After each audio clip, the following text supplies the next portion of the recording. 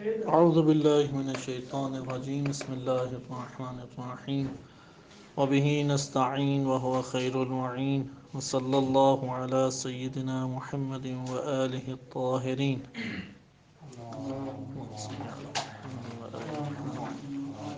آپ کے سامنے حقیقت اور مجاز کل بیان کیا گیا تھا کہ کلمہ حقیقت ان کلمات یا الفاظ کے لیے استعمال ہوتا ہے کہ جب ایک لفظ اپنے لغوی معنی کے اوپر دلالت کرے، کہ واضح نے جب ایک لفظ کو وضع کیا تو اس نے اس لفظ کو معین معنی کے لیے ایجاد کیا، اس معین معنی میں لفظ کا استعمال حقیقی استعمال کہلائے گا۔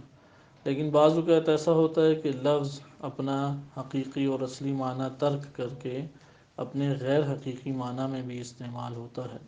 یہ اس وقت ہو سکتا ہے کہ جب کوئی شباہت دونوں معنی میں موجود ہو، حقیقی اور غیر حقیقی معنی میں شباہت موجود ہو، نمبر ایک۔ نمبر دو، کہ ان میں کوئی قرینہ قائم ہو، یعنی کلام میں ایسا قرینہ ہو کہ جو حقیقی اور اصلی معنی لفظ سے مراد لینے سے معنی بن جائے۔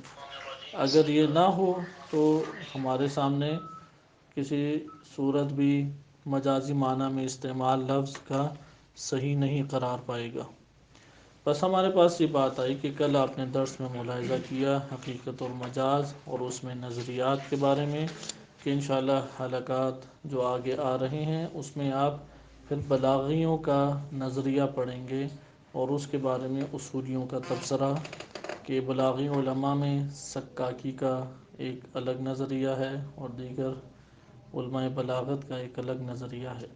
علماء بلاغت نے جو تحقیق اپنی کتابوں میں کی ہے، اصولیوں نے اپنی اصول کی کتابوں میں اس حد تک کہ اصولی نظریہ اختیار کیا جا سکے انہوں نے اس سے بحث کی، مطرح کیا، اور بعض ہمارے علماء اصول جیسے امام خمینی رحمۃ اللہ علیہ یا معروف مرجع تقلید آیت اللہ جعفر سبحانی، وہ سکاکی کے نظریے کے قائل ہیں، یا بعض ہمارے علماء کرام و دیگر علماء بلاغت کے نظریے کے قائل ہیں۔ یہ چیزیں آگے پڑھیں گے۔ یہاں تک آپ نے سمجھا مجاز کسے کہتے ہیں اور مجاز میں استعمال صحیح ہے۔ بس اگر ہم خلاصہ کل کی بحث کا کرنا چاہیں تو 3 سے 4 باتیں کر سکتے ہیں۔ پہلی چیز کہ حقیقت اور مجاز، کہ مجاز میں لفظ کا استعمال اپنے غیر اصلی، غیر حقیقی، غیر لغوی معنی میں ہوتا ہے۔ نمبر 2، مجاز لغت عربیہ میں وارد ہوا ہے اور اس کا استعمال کرنا جائز ہے۔ نمبر 3، مجاز اس وقت استعمال کیا جاتا ہے کہ جب اصلی معنی اور غیر اصلی یعنی غیر حقیقی معنی میں شباہت ہو اور کلام میں کوئی قرینہ قائم ہو۔ نمبر 4، اگر ہمیں شک ہو جائے کہ یہاں پہ متکلم نے لفظ بول کے اصلی معنی حقیقی معنی مراد لیا ہے یا مجازی معنی مراد لیا ہے تو قاعدہ کیا ہے؟ قاعدہ یہاں پہ کیا جواب ہمیں دے گا؟ اصلی معنی مراد لیں۔ کس صورت میں؟ اگر شک ہو جائے کہ یہاں پہ حقیقی معنی مراد ہے یا مجازی معنی مراد ہے۔ واضح یہ بات؟ دوسرا سوال، کیونکہ یہ والا قاعدہ آپ کو استنباط حکم شرعی میں پیش آتا ہے۔ مثلا امام علیہ الصلوۃ والسلام نے ایک روایت میں ایک مسئلہ بیان کیا اور ادھر کلمہ رہن استعمال کیا۔ اب ممکن ہے رہن سے مراد معنوی طور پہ انسان کے اعمال ہوں، کہ انسان تو جو عمل انجام دیتا ہے وہ اللہ سبحانہ و تعالیٰ کے پاس گروی ہے اور قیامت والے دن تو اسے حاصل کر لے گا بالفرض۔ ممکن ہے یہ معنی ہو، ممکن ہے یہ معنی ہو کہ مال کا رکھوانا۔ اب یہ شک ہو جائے تو ہم رہن سے کیا مراد لیں گے؟ حقیقی معنی۔ کون سا حقیقی معنی؟ کہ ایک شخص کا اپنا مال کسی کے پاس رکھوانا۔ واضح یہ بات کہ آپ کو یہ استنباط حکم شرعی میں چیز فائدہ دیتی ہے کہ آپ نے لفظ سے اس کا لغوی حقیقی معنی مراد لینا ہے۔ اس وقت تک آپ مجازی معنی مراد نہیں لے سکتے جب تک قرینہ قائم نہ ہو کلام میں جو منع کر دے آپ کو اصل معنی لینے سے۔ نمبر 2، اگر ہمیں یہ شک ہو جائے کہ یہ ہمارے سامنے جو معنی ایک معنی موجود ہے، لفظ کا سامنے جو موجود معنی ہے یہ اس کا حقیقی معنی ہے یا معذرت، اگر ہمارے سامنے ایک لفظ کے چند معنی موجود ہیں اور ہمیں یقین ہے کہ ان معنی میں سے ایک حقیقی معنی ہے، باقی مجازی معنی ہے۔ تو کیا قاعدے کے تحت ہمیں کیسے پتہ لگے گا اس لفظ کا حقیقی معنی یہ ہے؟ کیا اس کا جواب دیں گے ہمیں؟ کیا قاعدہ ہم نے پڑھا ہے؟ تبادر پڑھا ہے۔ تبادر کے ذریعے سے ہمیں پتہ لگ جائے گا حقیقی معنی کہ تبادر کسے کہتے ہیں؟ ہاں؟ انسباق المعنی الی الذہن، لفظ بولتے ہیں تو فوراً ذہن میں جو معنی متبادرت کرتا ہے، فوراً ذہن میں جو معنی آتا ہے، انسباق کرتا ہے، اس معنی کو حقیقی معنی قرار دیں گے۔ تبادر کسے کہتے ہیں؟ لفظ بولیں تو سب سے پہلے ذہن میں جو معنی آئے گا، صحیح ہے۔ تبادر ویسے کہتے ہیں فوراً آنا، جلد آنا، انسباق سبقت کر جانا دوسرے کی نسبت۔ آپ لفظ بولتے ہیں 3 4 معنی میں سے ایک معنی پہلے ذہن میں آ جاتا ہے، صحیح؟ تو جو معنی ذہن میں آئے گا وہ کیا کہلائے گا؟ معنی تبادر، یعنی تبادر کے ذریعے معنی ہے۔ اور یہ تبادر سے کیا پتہ لگتا ہے؟ حقیقی معنی پتہ لگتا ہے۔ تبادر ایک ذہنی عمل ہے کہ لفظ بولتے ہیں تو ذہن میں فوراً معنی ایک آ جاتا ہے۔ ذہنی عمل سے مراد یہ ہے کہ لفظ بول کے ذہن میں فوراً جو معنی آئے، اس کو ہم کہتے ہیں تبادر، صحیح؟ تو تبادر بذات خود علامت ہے کس کو پہچاننے کی؟ حقیقی معنی کو پہچاننے کی۔ واضح ہوئی یہ بات؟ اسے خلط ملط نہیں کرنا۔ اسی طرح آپ نے 5 6 نکات میں اس پورے درس کو یاد کرنا ہے جو کل آپ کی خدمت میں بیان کیا گیا۔ آخری یہ 2 قاعدے بہت اہم ہیں کہ اگر شک ہو جائے کہ حقیقت ہے یا مجاز تو اصل یہ ہے کہ حقیقت ہے۔ یہ قاعدہ کبھی نہیں بھولنا آپ نے۔ یہ تفسیر قرآن، احادیث، عام بول چال میں بھی فائدہ دیتا ہے۔ عام بول چال میں کوئی ادھر ادھر مغالطے کی کوشش کرے تو آپ اسے پکڑیں گے کہ بھائی تم کیسے یہ باتیں کر رہے ہو، تم نے کوئی ایسا قرینہ قائم کیا ہے کہ میں وہ والا معنی سمجھتا۔ عام طور پہ ایک انسان لفظ بولیں تو یہ والا معنی سمجھتا ہے۔ دوسرا قاعدہ بہت اہم ہے کہ اگر ایک لفظ کے متعدد معنی ہوں، ان معنی میں سے حقیقی معنی کون سا ہے، اس کو پہچاننے کا ہمارے پاس طریقہ کار، بہترین طریقہ کار تبادر ہے۔ تبادر سے کیا مراد ہے؟ جو سب سے پہلے ذہن میں معنی آئے جب لفظ آپ سنیں، لفظ سنتے ساتھ سب سے پہلے سبقت کر کے جو معنی آتا ہے، آپ کہیں گے یہ لفظ کس معنی کے لیے ایجاد ہوا ہے۔ واضح یہ بات؟ یہ 2 آپ نے قاعدے نہیں بھولنے۔ اصول فقہ کی کتابوں میں یہی 2 سب سے زیادہ بحث کیے جاتے ہیں، کیونکہ پچھلی باتیں تو علم بلاغت کی تھیں، ہم نے تو مجاز کو سمجھانے کے لیے وہ باتیں کی نا، ورنہ اصول فقہ کا تو ان باتوں سے تعلق نہیں تھا۔ اصول فقہ کا تعلق ان باتوں سے، ان 2 باتوں سے، ایک اصالت کے قاعدے سے تعلق ہے اور دوسرا پہچان، علامت سے تعلق ہے۔ کیسے پہچانے یہ حقیقی ہے یا مجازی ہے، کیونکہ آپ نے حقیقی معنی لینا ہے۔ واضح یہ بات؟ آئیں اب ہم ایک اور بحث کرتے ہیں کہ بعض اوقات ایسا ہوتا ہے کہ ایک مجازی معنی رفتہ رفتہ کثرت استعمال کی وجہ سے حقیقی معنی بن جاتا ہے۔ سوال یہاں پہ پیدا ہوگا، قبل اس کے کہ ہم اس موضوع کو پڑھیں، سوال یہ پیدا ہوگا ایک لفظ کب حقیقی معنی کہلاتا ہے؟ یہ ہم پیچھے بحث پڑھ چکے ہیں۔ ایک لفظ کا حقیقی معنی کب وجود میں آتا ہے؟ یعنی ایک لفظ وضع ہوتا ہے حقیقی معنی کے لیے تو یہ وضع کتنی قسم کی ہے؟ ایک لفظ جب ایجاد کیا جاتا ہے ایک معنی کے لیے تو یہ وضع کتنی قسم کی؟ 2 قسم کی ہیں۔ ایک ہے تعیینی اور ایک ہے تعینی۔ ایک ہے تعیینی اور دوسری ہے تعینی۔ تعیینی سے مراد یہ ہے کہ ایک شخص یا ایک گروہ یا ایک محکمہ ہے، ادارے ہوتے ہیں نا محکمے ہر جگہ پہ، وہ ایک لفظ کو ایجاد کرتے ہیں ایک مخصوص معنی کے لیے۔ مثلا کمپیوٹر ایجاد ہوا غرب میں، انہوں نے ایک مشین ایجاد کی، اس مشین کا نام کمپیوٹر رکھ دیا۔ اب کمپیوٹر کا لفظ ایجاد کیا گیا واضح کی طرف سے، ایجاد کرنے والے کو کہیں گے واضع، اس عمل کو کہیں گے وضع، جس لفظ کو وضع کیا گیا اسے کہتے ہیں موضوع، اور جس معنی کے لیے وضع کیا گیا اسے کہتے ہیں موضوع لہو۔ بعد میں یہ ایران میں اور پاکستان اور ان جگہوں پہ آیا۔ یہاں پہ چونکہ فارسی زبان اس کا اہتمام زیادہ ہے، یعنی ان کے محکموں میں کرپشن پاکستان کی طرح نہیں، ورنہ پاکستان میں بھی مقتدرہ قومی زبان کا ادارہ وسیع پیمانے پر موجود ہے، لیکن وہ الفاظ ہی نہیں ایجاد کرتے، یا ایجاد کرتے ہیں اگلوں کو خبر ہی نہیں ہوتی۔ لیکن انہوں نے لفظ ایجاد کیا کمپیوٹر مشین کے لیے. یہ جو مشین ہے جسے انگلش میں کمپیوٹر کہتے ہیں، انہوں نے کیا لفظ ایجاد کیا؟ رایانہ. رایانہ لفظ استعمال انہوں نے ایجاد کیا اور ہم استعمال ہونے لگا.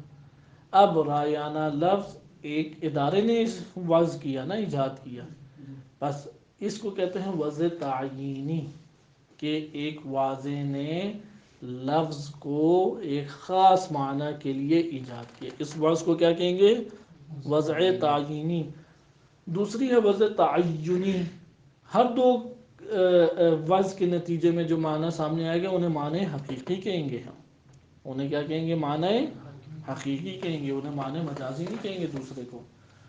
وضع تعینی یہ ہے کہ ایک لفظ کو واضح نے تو ایجاد نہیں کیا تھا ایک معنی کے لیے، لیکن ہوا یہ کہ ایک لفظ معاشرے میں بہت زیادہ استعمال ہونے لگ گیا ایک معنی میں، یہاں تک کہ اس درجے تک وہ استعمال پہنچا، اس درجے تک کہ وہ لفظ جیسے ہی سنتے تھے فوراً ذہن میں کون سا معنی آتا تھا؟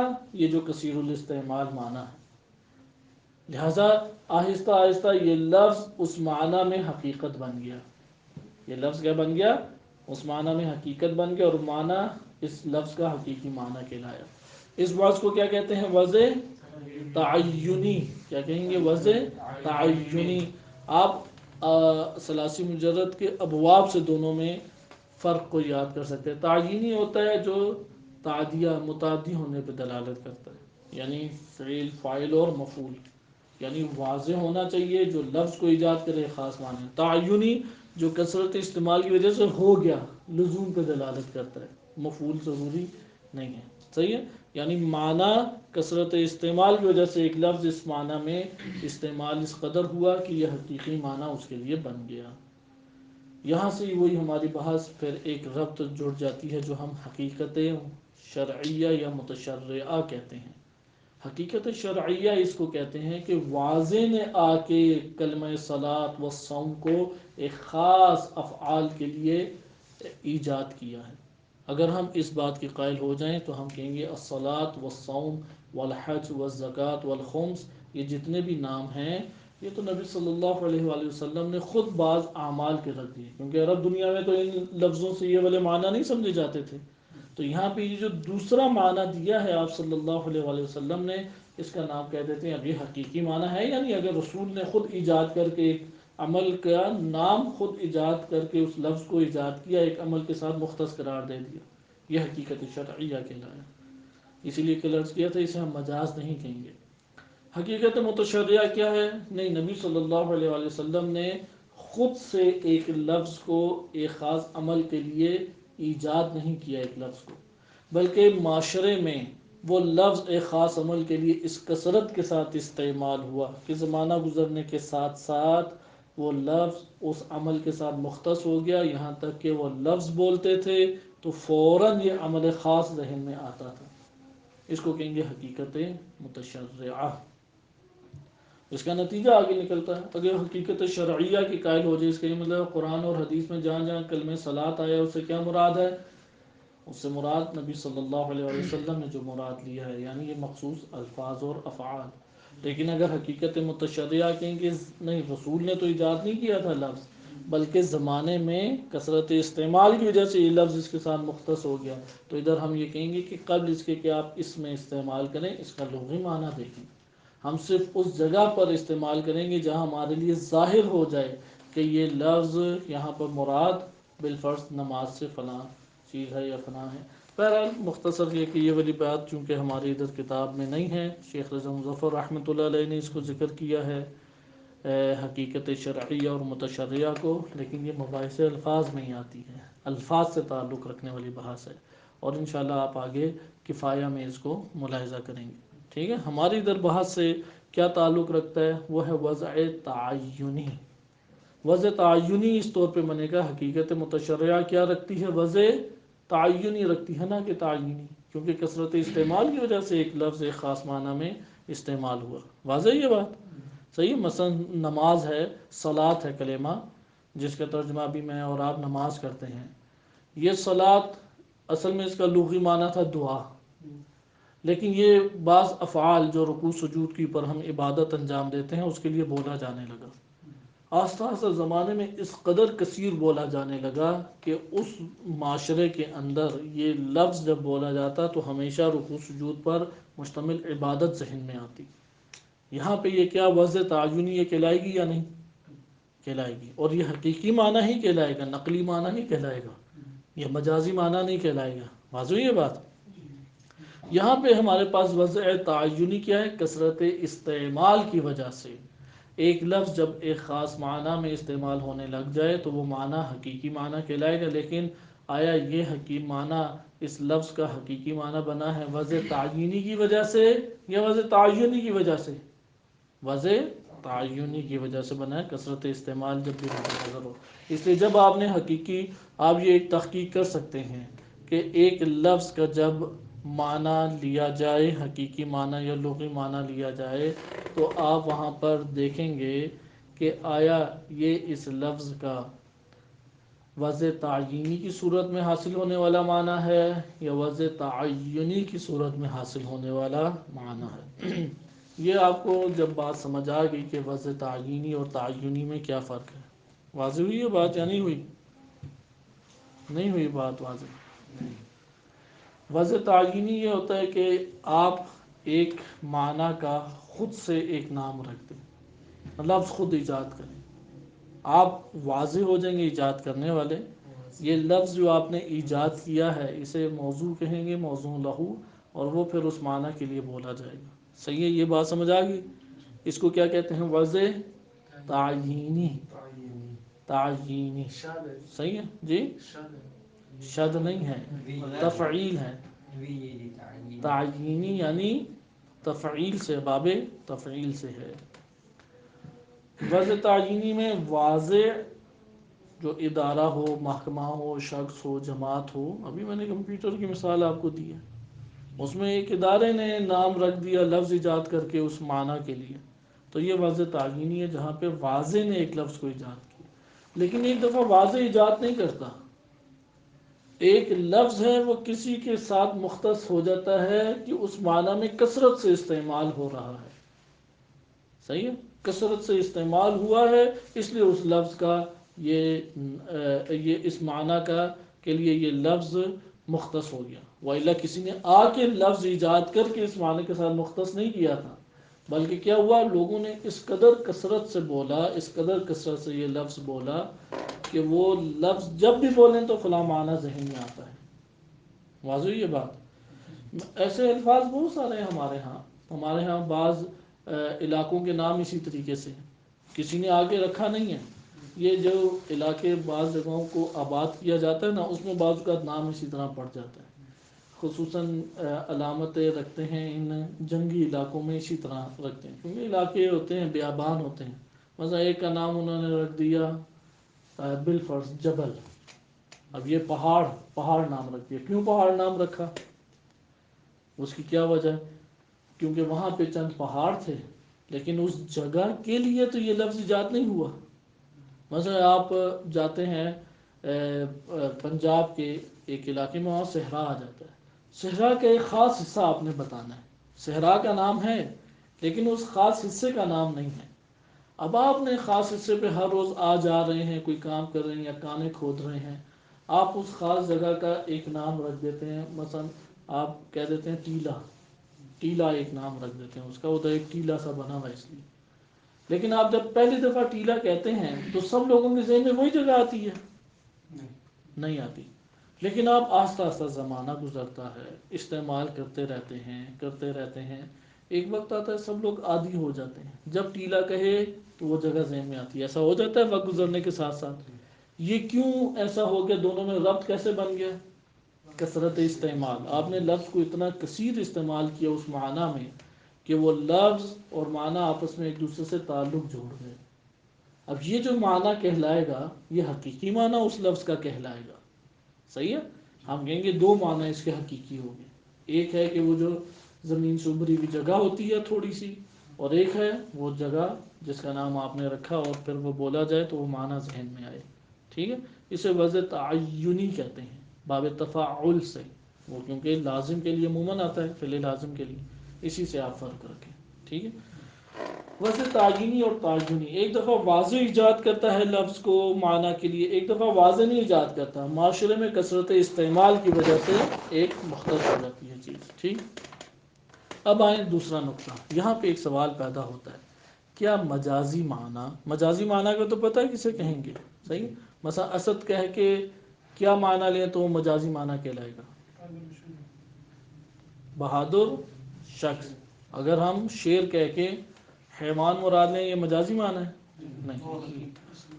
لیکن اگر ہم شیر کہہ کے انسان بہادر شخص مراد لیں وہ مجازی معنی ہے اس لفظ کا یا نہیں؟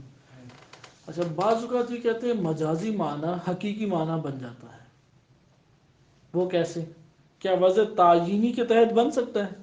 نہیں۔ وضع تعینی میں کیا ہوتا ہے؟ واضح آ کے ایجاد کرتا ہے نا، ادھر تو واضح نے آ کے ایجاد نہیں کیا، لیکن وضع تعینی کی صورت میں ہو سکتا ہے۔ یعنی آپ لفظ اسد کو اس قدر کثیر استعمال کریں ایک شخص کے ساتھ کہ آہستہ آہستہ اس معاشرے میں لفظ اسد بولیں تو صرف وہی شخص ذہن میں آئے، ایسا ہو سکتا ہے آہستہ آہستہ؟ یا بحر، جیسے بحر العلوم میں نے مثال دی، ہو سکتا ہے نا؟ بس اس کا یہ مطلب ہے کہ اگر مجازی معنی کو لفظ بول کے مجازی معنی اس کثیر تعداد میں استعمال کریں لفظ کو اس مجازی معنی میں کہ معاشرے کے ذہن میں، معاشرے سے مراد ہے اکثریت کی لوگوں کے ذہن میں لفظ اور وہ مجازی معنی کے درمیان ملازمت پیدا ہو جائے، اتنا گہرا تعلق پیدا ہو جائے، لفظ بولیں تو وہ مجازی معنی فوراً ذہن میں آئے، تو آہستہ آہستہ پھر وہ مجازی معنی مجازی نہیں رہے گا بلکہ وضع تعینی بن کے حقیقی معنی بن جائے گا۔ آشکار ہوئی یہ بات؟ سمجھ آ گئی یہ بات؟ تیسری چیز کہ شیخ صدر رحمۃ اللہ علیہ فرماتے ہیں کہ یہاں پر اگر آپ اس بات کو سمجھنا بہتر طور پہ چاہتے ہیں کہ کیونکہ تشریحات ہیں کیسے مجازی معنی حقیقی بن گیا، آپ کہیں گے وضع تعینی کی وجہ سے، اس قدر کثیر استعمال معاشرے میں ہوا، اس قدر کثیر استعمال کہ آہستہ آہستہ لفظ اور معنی میں، معنی مجازی میں ایسا گہرا تعلق پیدا ہو گیا کہ ہم لفظ بولتے تھے وہ مجازی معنی ذہن میں آ جاتا تھا، اور وضع تعینی جب اختیار کر گیا تو پھر وہ اپنا مجازی معنی چھوڑ کے مجاز حقیقی معنی بن گیا اس لفظ کا، صحیح؟ یہ تشریح اس کی مختلف اصولیوں نے اپنے اپنے طور پہ کی ہے۔ شیخ صدر رحمۃ اللہ علیہ فرماتے ہیں جو ہم نے تشریح کی ہے یہ سب سے سازگار ہے کیونکہ انہوں نے قرن عقید کا نظریہ پیش کیا، یہ دوبارہ انشاءاللہ آگے کے حلقات میں ہم ملاحظہ کریں گے۔ قرن عقید کا نظریہ یہ ہے کہ جب ایک لفظ ایک معنی کے لیے استعمال ہوتا ہے تو فوراً تو لفظ اور معنی میں تعلق نہیں پیدا ہو جاتا انسانی ذہن میں، کیونکہ آپ کو پتہ ہے کہ جب تک باہر تعلق نہیں ہوگا ذہن میں نہیں آئے گا، پھر ذہن میں لفظ اور معنی کے درمیان تعلق قائم نہیں ہوگا، زبان سے فوراً ادا نہیں ہوگا، جب زبان سے ادا نہیں ہوگا تو پھر اگلے تک پہنچ کے ہم تکلم اور سماعت کے جو فوائد حاصل کرتے ہیں وہ بھی حاصل نہیں ہو سکیں گے، صحیح؟ لہذا لفظ اور معنی میں کیا ہونی چاہیے؟ ملازمت۔ یہ اردو والی ملازمت نہیں ہے، اس سے مراد ہے کہ ایک چیز دوسری شے کے ساتھ اس طرح سے رہے کہ ہمیشہ ساتھ ساتھ نظر آئے، لازم ہو جائے اسے، ٹھیک ہے؟ ہمیشہ ساتھ ساتھ نظر آئے ایک شے۔ مثلا بعض اوقات ہوتا ہے انگوٹھیاں خاص ہوتی ہیں، ہمیشہ آپ دیکھ لیں انگوٹھی یار یہ خاص شکل کی، خاص رنگ کی اور خاص پتھر کی، یہ بندہ ہمیشہ پہنتا ہے، آپ نے ایک سال اس کے ساتھ گزارا، ایک دن دیکھا کہ انگوٹھی اس کی باہر گری ہوئی ہے، آپ جیسی انگوٹھی دیکھیں گے فوراً ذہن میں کیا آئے گا؟ وہ بندہ آ جائے گا یا نہیں؟ تو بندے اور اس انگوٹھی میں کوئی اللہ تعالیٰ نے تعلق پیدا کیا تھا؟ نہیں، کیونکہ باہر یہ دونوں ایک دوسرے کے ساتھ اتنا عرصہ رہی ہیں کہ آپ کے ذہن نے اسے دیکھ دیکھ کے اپنے ذہن میں ان دونوں کے درمیان ایک تعلق ایجاد کر لیا، بے شک باہر گہرا تعلق نہ ہو لیکن آیا باہر صحیح ہے، باہر آپ نے تکراراً مشاہدہ کیا، مشاہدہ کر کے تصور ذہن میں بنا ان دونوں کے، اور پھر اس قدر تصور ذہنی طور پہ ان دونوں کا آپس میں ایک دوسرے کے ہمراہ رہا کہ ایک کے تصور سے دوسرا کا تصور آ جاتا ہے، اسے کہتے ہیں ملازمت، ایک کے تصور سے فوراً دوسرے کا تصور ساتھ ساتھ رہنے کی وجہ سے آ جائے، اسے دلالت بھی کہتے ہیں، دلالت ہوتی ہی ملازمت کی وجہ سے ہے، صحیح ہے؟ پہلا کیا ہے؟ دلالت ہونے کے اسباب کیا ہیں؟ آپ نے یہ 3 سٹیپس میں اسے یاد کرنا ہے۔ پہلا سبب ہے باہر تعلق. باہر جو تعلق ہوتا ہے، کبھی اللہ تعالیٰ نے علت اور معلول کا تعلق ایجاد کیا ہوتا ہے، کبھی تعلق طب انسانی ایجاد کرتی ہے، کبھی تعلق وضع کا ہوتا ہے، لفظ کو معنی کے لیے جیسے کسی واضح نے ایجاد کیا. یہ جو باہر تعلق ہے اس کا علم حاصل کرتا ہے انسان، اور یہ تعلق کا علم پھر انسانی ذہن میں آ جاتا ہے. یہ دوسرا سٹیپ ہے. ٹھیک ہے. سوال: اگر باہر تعلق نہ ہو تو ذہن میں تعلق قائم ہو سکتا ہے دو چیزوں کے درمیان؟ لفظ اور معنی کے درمیان تعلق قائم ہو سکتا ہے ذہن میں اگر باہر تعلق نہ ہو؟ نہیں ہو سکتا. اس لیے آپ نے اس ترتیب کو رکھنا ہے. یہ ترتیب بالعموم توجہ نہیں اس کی طرف کی جاتی. در حقیقت آپ نے اس کا علم حاصل کیا، آپ نے اس کا مشاہدہ کیا، اس سے آپ کے ذہن میں اگر فوراً آ جائے تو فوراً ایک دوسرے سے تعلق قائم ہو جاتا ہے ذہن میں. یا ذہن میں اتنا عرصہ وہ استعمال تصورات کی صورت میں ہوتا رہے اور ایک دوسرے کے کنارے پہ پڑا رہے کہ ایک کا تعلق دوسرے سے جڑ جائے، تب جا کے ایک تصور سے دوسرے کا تصور آتا ہے. کب آتا ہے؟ یہ باہر جو تعلق تھا آپ نے حاصل کیا. اگر آپ کے پاس جو معلومات پہنچتی ہیں، بعض معلومات کے دائرے تک ہیں، جیسے آپ نے فارسی کے بڑے کلمات یاد کیے، حفظ کیے، عربی کے کلمات حفظ کیے، بولتے ہوئے لفظ معنی ذہن میں آ رہا ہوتا ہے، اس کا لفظ بھی فوراً ذہن میں آتا ہے. آپ نے مثلا 100 الفاظ انگلش کے یاد کیے.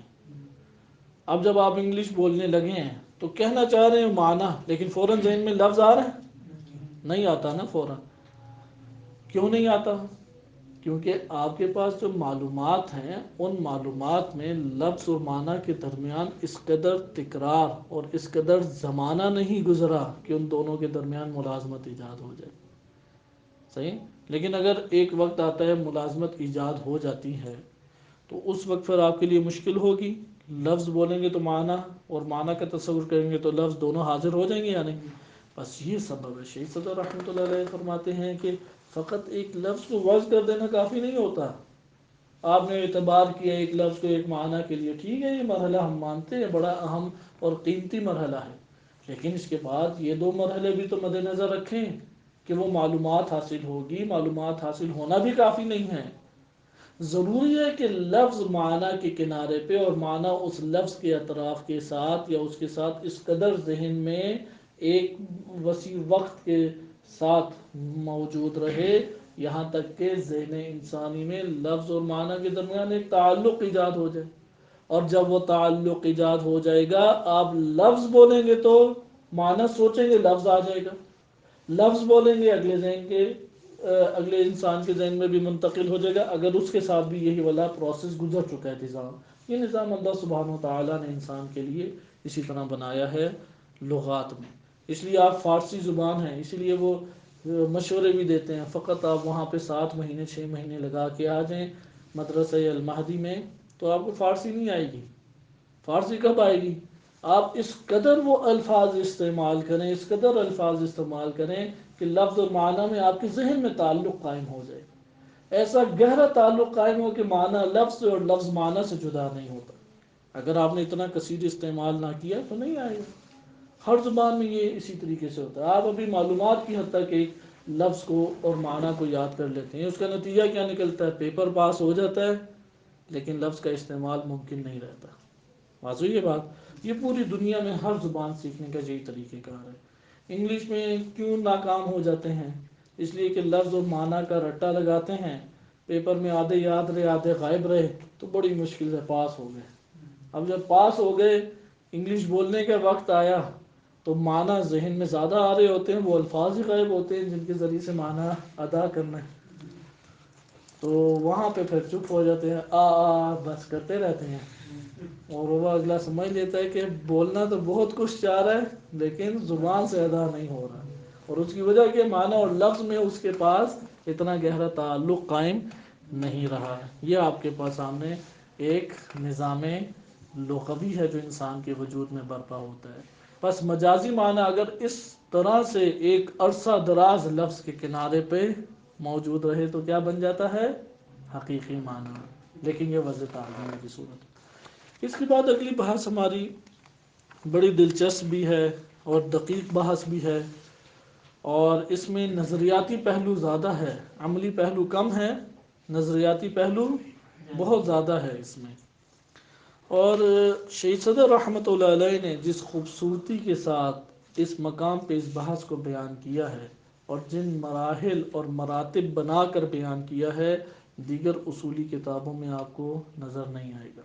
اس لیے حلقات کی یہ خوبی ہے کہ جو مباحث الفاظ یہاں سے پڑھتا ہے وہ مباحث الفاظ کو سمجھ جاتا ہے، کیونکہ اصول فقہ 3-4 حصوں میں ہی تقسیم ہوتی ہے ابواب کے اعتبار سے، اور ان میں ایک اہم دقیق ترین باب مباحث الفاظ کا اور دوسرا آگے اصول عملیہ کا ہے.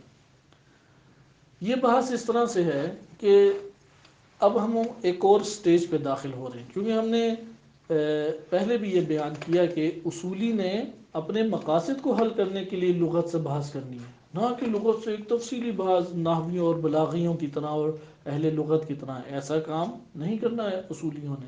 لہذا اصول فقہ کی ہر بحث کو آپ ایک منطقی ترتیب کے ساتھ پیچھے سے ممکن ہے ربط نہ دے پائیں. کیوں دے نہ پائیں؟ کیونکہ ہم اس اعتبار سے تو ابحاث کو رکھ ہی نہیں رہے. ہم تو اس اعتبار سے ابحاث کو رکھ رہے ہیں کہ ہمیں استنباط حکم شرعی میں کہاں کہاں پہ لفظ کی بحث پیش آتی ہے، اور ہم ان کے لیے کلی قواعد جو تمام ابواب میں جاری ہو سکتے ہیں کہاں کہاں پر ایجاد کر سکتے ہیں. ہم تو اس جہت سے اصولی ابحاث کو دیکھ رہے ہیں. ایک اور بحث جو یہاں پہ بھی مطرح کر رہے ہیں اور بڑی اہمیت کی حامل ہے، وہ یہ بحث ہے کہ آپ لغت عربی کو کتنے حصوں میں تقسیم کرتے ہیں. علم نحو، بلاغت، علم صرف، علم لغت میں کتنے حصوں میں تقسیم ہوتی ہے؟ 2، مفرد اور مرکب. صحیح. لغت عربیہ یا اس کے مفردات ہیں، یا ان مفردات سے ملا کے آپ نے ترکیب دے کے کلام اور جملہ بنا دیا ہوگا. اسی طریقے سے یہاں پہ بھی ہم انہیں 2 حصوں میں پڑھیں گے. لیکن ابھی ہمارا موضوع کیا شروع ہو رہا ہے؟ تصنیف اللغہ. تصنیف اللغہ یعنی لغت کو وجود دینا. لغت کس سے بنی ہے، لغت کس سے وجود میں آئی ہے، اس بحث کو پڑھیں گے. اس کے بعد انشاءاللہ پھر وہ بحث پڑھیں گے کہ ہم نے معنی کیسے لینا ہے، جو اصل ہمارے پیش نظر ہے اور قواعد تفسیر میں سے ایک اہم ترین قاعدہ ہے. ایک اہم ترین قاعدہ جو قواعد تفسیر میں بھی تفصیلی طور پہ ڈسکس نہیں ہو سکتا، صرف اصول فقہ میں ڈسکس ہو سکتا ہے، اور وہ ہے کہ ہم نے معنی کون سا مراد لینا ہے. وہ انشاءاللہ بعد میں. بس یہ 2 ابحاث ہماری رہ گئی ہیں. اس کے بعد انشاءاللہ تعالی ہم منتقل ہو جائیں گے اگلے حصے میں، جس میں آپ ان کے نتائج آگے پڑھیں گے. یہ بحث اس طرح سے ہے کہ لغت کو تقسیم جب آپ کرنا چاہیں تو علماء نحو و صرف و بلاغت کتنے حصوں میں تقسیم کرتی ہے؟ مفرد میں اور مرکب میں. مرکب سے مراد کلام ہے، جملہ ہے. صحیح. کیونکہ ہمارے پیش نظر تو ایک کلام اور جملہ بنانا ہوتا ہے، لیکن جملہ کن اجزاء سے مل کے بنتا ہے؟ مثلا یہ گھر بنایا تو کن اجزاء سے مل کے بنا ہے؟ ان اجزاء کو مفرد کہتے ہیں، ان جز کو مفرد کہتے ہیں. ہمارے یہاں لغت میں جو مفرد ہے وہ کتنے حصوں میں تقسیم ہوتا ہے؟ کتنے حصوں میں لفظ مستعمل تقسیم ہوتا ہے؟ اسم اور فعل اور حرف. کیونکہ کلمہ ہے یا کلام ہے، اس کے علاوہ تو لغت ہے نہیں. جتنی بھی دنیا کی کتابیں لغت عربیہ میں زبان عربی میں لے آئیں وہ ساری کی ساری کیا ہیں؟ یا کلمہ ہے یا کلام ہے. کلمہ کسے کہتے ہیں؟ یہ وہ اجزاء کا مجموعہ ہے کہ جس سے کلام وجود میں آتا ہے. کلام کو اگر جز مثلا اس گھر کو جز کرنا چاہیں تو کس میں تقسیم ہو جائے گا؟ بجری میں، ریت میں، اینٹوں پہ. ایسا ہی ہے نا. آپ کلام کو ٹکڑے ٹکڑے کر کے بکھیر دیں تو کس میں تقسیم ہو جائے گا؟ اسم، فعل اور حرف میں. اس کے علاوہ تو کچھ بھی نہیں ہے ہمارے پاس.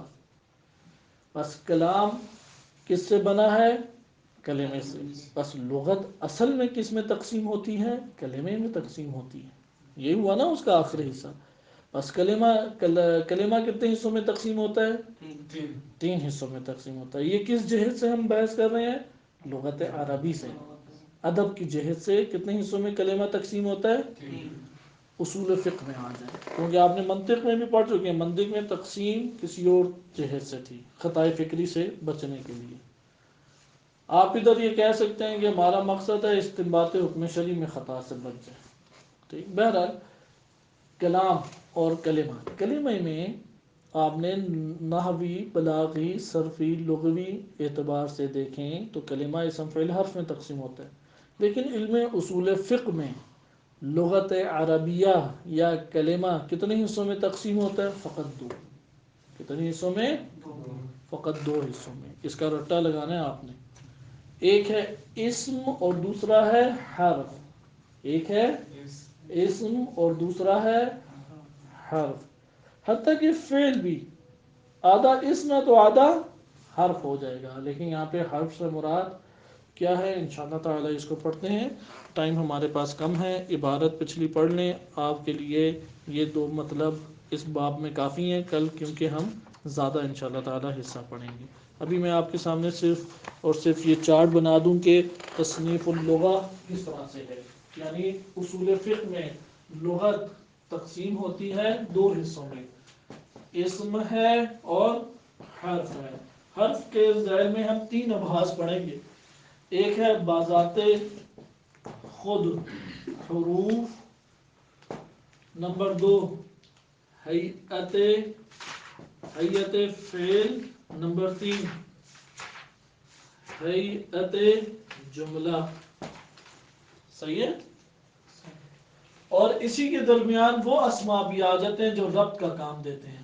وہ اسماء جو رابطہ کا کام دیتے ہیں. بس آپ نے حروف حرف کی بحث اسم اور حرف میں تقسیم ہوتی ہے، لیکن یہ والی بحث نہیں ہم پڑھیں گے. یہ اصول فقہ میں ویسے اضافی نکتہ ہے. یہ تین ابحاث باقاعدہ عناوین کے ساتھ ہیں، باقاعدہ عنوان کے ساتھ. یہ تین حرف ہم تین ابحاث پڑھیں گے. ٹھیک ہے؟ اسم کسے کہتے ہیں اور حرف کسے کہتے ہیں، اس میں بڑی طویل بحث ہے. اسم کسے کہیں گے اور حرف کسے کہیں گے، اس کے اوپر طویل بحث ہے. تیزی سے آئے اب عبارت دیکھیں تاکہ گفتگو ہم ختم کریں. قد ينقلب المجاز حقیقتاً، مجاز کبھی کبھی تبدیل ہو جاتا ہے حقیقت میں. وقد لاحظ الاصولیون، اصولیوں نے ملاحظہ کیا ہے بحق ان الاستعمال المجازی، کہ جب آپ استعمال کرتے ہیں مجازی، استعمال کرتے ہیں لفظ کو مجازی معنی میں استعمال کرتے ہیں. وَإِن كَانَ يَحْتَاجُ إِلَى قَرِينَةٍ فِي بِدَايَةِ الْأَمْرِ، کہ اگرچہ یہ استعمالی مجاز ابتدا میں یحتاج کی ضمیر استعمال مجازی کی طرف لوٹ رہی ہے، اگرچہ یہ مجازی استعمال یہ ابتدائی مرحلے میں قرینے کا محتاج ہوتا ہے. ولیکن اذا کثر استعمال اللفظ فی المعنى المجازی بقرینۃ، لیکن اگر معنی مجازی میں لفظ کا استعمال کثیر ہو جائے قرینے کے ساتھ، معنی مجازی میں جب آپ لفظ کو استعمال کرتے ہیں قرینے کے ہمراہ کثیر طور پہ، وَتَكَرَّرَ ذَلِكَ بِكَثْرَةٍ، اور کثرت کے ساتھ یہ عمل تکرار ہوتا ہے، یہ استعمال لفظ کا استعمال قرینے کے ہمراہ مجازی معنی میں کثرت سے تکرار ہوتا ہے. قامت بین اللفظ والمعنى المجازی علاقۃ جدیدۃ، تو پھر لفظ اور معنی مجازی کے درمیان ایک جدید تعلق قائم ہو جاتا ہے. وَأَصْبَحَ اللَّفْظُ نَتِيجَةً لِذَلِكَ مَوْضُوعًا لِذَلِكَ الْمَعْنَى، اور یہ لفظ اس کے نتیجے میں اس معنی کے لیے موضوع یعنی وضع شدہ بن جاتا ہے. گویا کہ اس طرح سے بن جاتا ہے کہ اس لفظ کو اس معنی مجازی کے لیے آپ نے وضع کیا تھا. وخرج عن المجاز الى الحقیقہ، اور یہ لفظ خرج اللفظ، یہ لفظ نکل آتا ہے مجاز کی دنیا سے نکل کے حقیقی معنی بن جاتا ہے، اور حقیقی لفظ اس معنی کے لیے بن جاتا ہے. ولا تبقى بعد ذلك حاجة الى قرینہ، اور جب لفظ اور معنی کے درمیان ایسا گہرا تعلق ایجاد ہو جائے کہ لفظ سے آپ فوراً ذہن میں اس کا معنی مجازی آئے، یعنی وہ اپنا مجازی معنی چھوڑ کے اب حقیقی معنی میں تبدیل ہو گیا، تو اس کے بعد آپ کو قرینے کی حاجت نہیں رہے گی، کیونکہ آپ لفظ بولیں گے تو فوراً ذہن میں معنی آ جائے گا بدون قرینہ. وتسمى هذه الحالة بالوضع التعینی، اس حالت کو وضع تعینی کہتے ہیں کہ جب ایک لفظ کثرت استعمال اور کثرت تکرار کی وجہ سے ایک معنی کے ساتھ مختص ہو جائے. بینما تسمى عملیت الوضع المتصور من الواضع بالوضع تعینی، جبکہ اگر واضح کی جانب سے ایک لفظ کو پہلے تصور کیا جائے اور پھر لفظ کو وضع کرنے کا عمل انجام دیا جائے ایک معنی کے لیے، تو ایسی وضع کو وضع تعینی کہتے ہیں. وهذه الظاهرة يمكننا تفسيرها بسهولة على ضوء طريقتنا في شرح حقيقة الوضع والعلاقة اللغوية، کہ یہ جو ظاہر آپ کے سامنے معنی ہوا ہے، اگر آپ اس کی تفسیر کرنا چاہیں تو اس کی تفسیر کرنا ہمارے لیے بہت آسان ہے، اگر آپ ہمارے طریقے کے مطابق اس کی تفسیر اور تشریح کرنا چاہیں کہ وہ طریقہ جو ہم نے وضع کی حقیقت اور اس کے لفظ اور معنی کے درمیان لغوی تعلق کے ایجاد کرنے کی تشریح میں ہم نے بیان کیا ہے، اس سے بڑی آسانی سے بہترین تفسیر ہو جاتی ہے اس بات کی۔ وہ کس طرح؟ لأننا عرفنا، کیونکہ ہم نے پیچھے جان لیا، ان العلاقة اللغوية تنشأ من اقتران اللفظ بالمعنى مرارا عديدة، کیونکہ ایک لغوی تعلق کب ایجاد ہوتا ہے؟ تنشا ہو، وجود میں آنا۔ کب نشو نما پاتا ہے ایک لغوی تعلق؟ کہ جب لفظ جڑا، اقتران ہوتا ہے ملا ہوا، صحیح، اقتران ملا ہوا، جب ایک لفظ ملا ہوا ہو معنی کے ساتھ، مرارن کئی مرتبہ ملا ہوا آپ کے ذہن میں پایا جائے، وفی ظرف مؤثر، اور ایسے ماحول میں پایا جائے کہ وہ اس کے اوپر اثر ہو، یہ تکرار لفظ اور معنی ان دونوں کے اوپر تعلق بنانے کی جہت سے اثر انداز ہو۔ فَإِذَا اُسْتُعْمِلَ اللَّفْظُ فِي مَعْنًى مَجَازِيٍّ، کہ جب لفظ کو استعمال کیا جاتا ہے اپنے معنی مجازی میں، مراراً کثیرتاً، تکراری طور پہ کثرت کے ساتھ، اقترن تصور اللفظ، لفظ کا تصور مل جاتا ہے بتصور ذلك المعنى، اس معنی کے تصور کے ساتھ، وہ معنی المجازی فی ذہن سامع اقترانا متکررا، کہ وہ معنی مجازی جو سامع کے ذہن میں تھا لیکن لفظ اور معنی مجازی اس طرح سے جڑے رہے کہ تکراری طور پہ ان کو اپنے ذہن میں آپ نے پایا۔ وَأَدَّ هَذَا الْاقْتِرَانَ الْمُتَكَرَّرَ، یہ جو تکرار بار بار ہونے والا تعلق ہے لفظ اور معنی کے درمیان، اس نے ہمیں پہنچا دیا، ادا کر دیا، پہنچا دیا الی قیام العلاقۃ اللغویۃ بینہما، کہ لفظ اور معنی مجازی کے درمیان لغوی تعلق کے قیام اور ایجاد تک۔